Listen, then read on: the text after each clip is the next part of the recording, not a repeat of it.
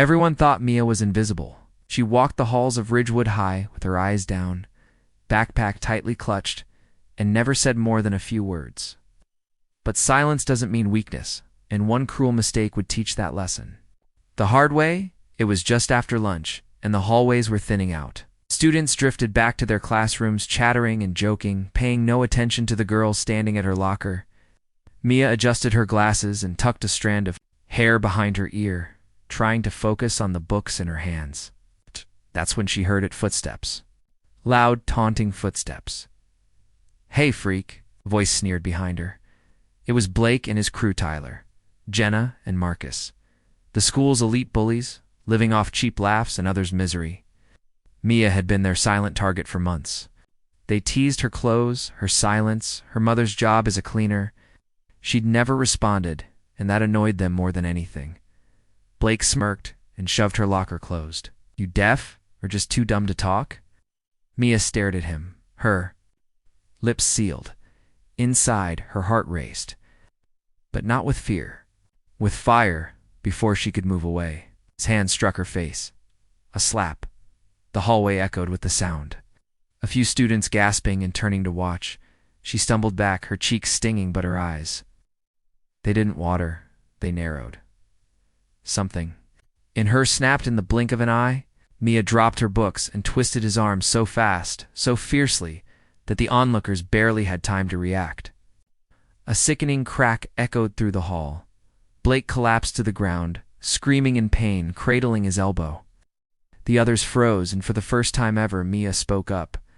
Her voice was cold, steady, and terrifyingly calm. "Don't touch me again." The teacher rushed out seconds later, followed by the principal. But the damage or justice was already done. The story didn't begin there.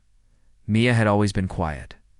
Not because she was shy, but because she had learned silence. Her father, an ex-military man, had trained her in self-defense since she was 6. After her older brother was mugged and nearly killed while walking home one night, her father vowed to make sure Mia could protect herself. She trained every evening karate, judo, and later, Brazilian jiu-jitsu. But her father always reminded her, never fight unless you have no choice. Defend. Never attack. So she didn't, not even when the girls poured water in her bag, or when someone drew on her face with a marker during chemistry. She took it all in silence. But that was the line. The aftermath was chaotic.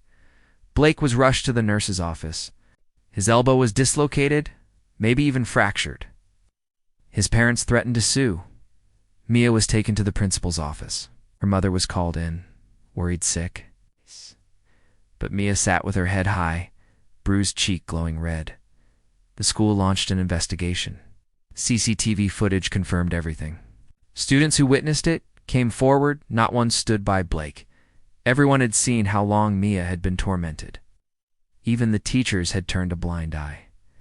The principal sighed deeply after the hearing and looked at Mia, you defended yourself. We cannot punish you for that. Mia didn't smile, didn't speak. She only nodded. Blake was suspended for a month.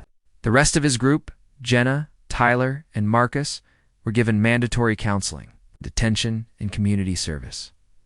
But what surprised Mia the most was what happened in the days that followed. People started talking to her not out of fear, but respect. A girl named Amara from her math class sat next to her at lunch.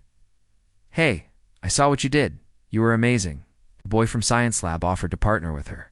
Others started saying hi in the hallway. Even teachers paid more attention, now listening, watching, checking in. But Mia hadn't changed.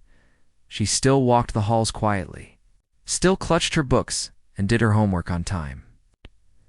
But the fear that once surrounded her had melted away. Now she stood tall, not louder, just stronger. And the best part, she wasn't alone anymore. Amara became her closest friend. Bonded over books, art, and late-night study calls. Amara had her own story. She struggled with anxiety and always admired how calm Mia was, never knowing the pain behind that calm. They healed together. Months later, Mia gave a speech at the school's annual anti-bullying event. The room was full. Even Blake sat at the back, his arms still in a sling. Head low. I used to think staying silent was strength, she began. But silence, without justice, is survival, not strength. Sometimes you have to stand up, not for attention, not for revenge, but to say enough. There was a standing ovation,